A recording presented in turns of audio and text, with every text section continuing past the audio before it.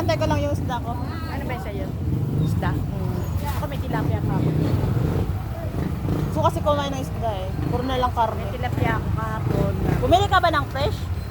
Bumili ka ng live doon, tilapia? Oo, dati. Kahapon. Ah. Pinirito ko, 4 yun. Oo. Dalawa kinain nung doon. Oo. Meron pa akong dati. Ay, thank you. Wala na, Tara na. tingnan mo.